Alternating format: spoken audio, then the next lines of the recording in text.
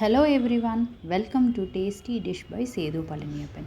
இன்றைக்கி கேரளா ஸ்பெஷல் உன்னியப்பம் எப்படி செய்யலான்றதை பார்க்கலாங்க. கேரளா ஸ்பெஷல் உன்னியப்பம் செய்கிறதுக்கு பச்சரிசி எடுத்து வச்சுருக்கிறேன். இதை 2 தடவை நல்லா கழுவிட்டு தண்ணி ஊற்றி 2 மணி நேரத்துக்கு ஊற வச்சு எடுத்துக்கலாங்க. அரிசி நல்லா ஊறட்டும். அடுத்து வெல்லம் கரைச்சி எடுத்துக்கலாம். உன்னியப்பத்துக்கு 1 டம்ளர் அரிசிக்கு 3/4 டம்ளர் வெல்லம் எடுத்துக்கணுங்க. நான் 2 டம்ளர் பச்சரிசி எடுத்துருந்ததுனால 1.5 டம்ளர் வெல்லம் எடுத்துருக்குறேங்க. இப்போ வெல்லத்தை கரைச்சி எடுத்துக்கலாம். ஒரு சாஸ் பேனில் எடுத்து வச்சுருக்கிற வெல்லத்தை சேர்த்துக்கிறேன். 1/2 டம்ளர் தண்ணி சேர்த்துக்கிறேங்க.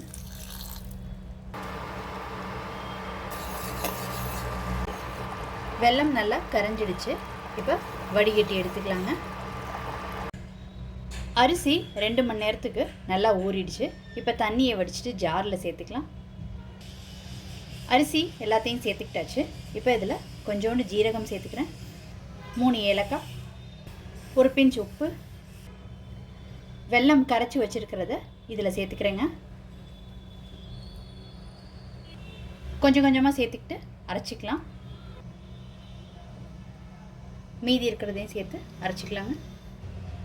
இந்த மாதிரி அரைச்சி எடுத்துக்கிட்டாச்சு. இப்போ இதில் 2 வாழைப்பழம் சேர்த்துக்கிறேங்க. இதை கிரைண்ட் பண்ணி எடுத்துக்கலாம். பனானா சேர்த்ததுக்கப்புறம் நல்லா அரைச்சிக்கிட்டாச்சு. இப்போ இதை ஒரு பவுலுக்கு ட்ரான்ஸ்ஃபர் பண்ணிக்கலாம். இப்போ ஒரு பவுலுக்கு மாற்றியாச்சு. இப்போ ஃபர்மெண்ட் பண்ணணுங்க. 4 to 6 hours ஃபர்மெண்ட் பண்ணிக்கணும். நீங்கள் உடனே ஊற்றுறதா இருந்தால் சோடா உப்பு போட்டுட்டு ஊற்றலாங்க. மாவு புளிக்க வச்சு 4 மணி நேரம் ஆயிடுச்சு. இப்போ அப்பம் செய்கிறதுக்கு மாவு ரெடியாக இருக்குது. இப்போ கொஞ்சம் திக்காக இருக்குங்க. தண்ணி விட்டு அட்ஜஸ்ட் பண்ணிக்கலாம்.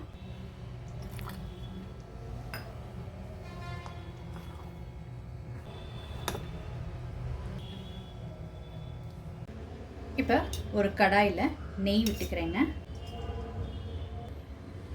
நெய்யில் தேங்காவை ஃப்ரை பண்ணி எடுத்துக்கலாங்க.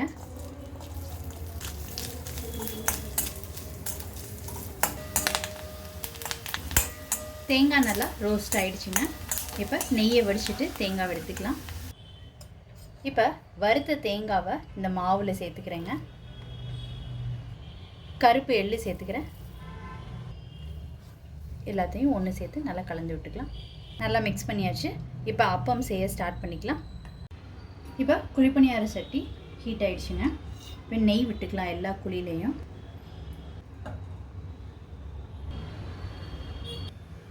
இப்போ அப்பம் ஊற்றிக்கலாங்க.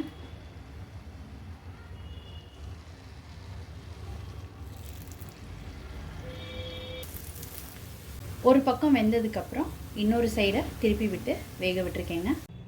கேரளா ஸ்பெஷல் உன்னியப்பம் ரொம்ப சூப்பராக ரெடி ஆகிடுச்சுங்க. நீங்களும் இந்த ரெசிபி கண்டிப்பாக ட்ரை பண்ணி பாருங்கள். ட்ரை பண்ணிவிட்டு உங்களோட கமெண்ட்ஸை சொல்லுங்கள். உங்களுக்கு இந்த ரெசிபி பிடிச்சிருந்துச்சுன்னா லைக் அண்ட் ஷேர் பண்ணுங்கள். உங்கள் ஃபேமிலி அண்ட் ஃப்ரெண்ட்ஸ்க்கு. Tasty dish by Sethu Palaniappan சேனலை சப்ஸ்கிரைப் பண்ணுங்கள். நோட்டிஃபிகேஷன் பெல்லை கிளிக் பண்ணுங்கள் for more videos. Thanks for வாட்சிங்.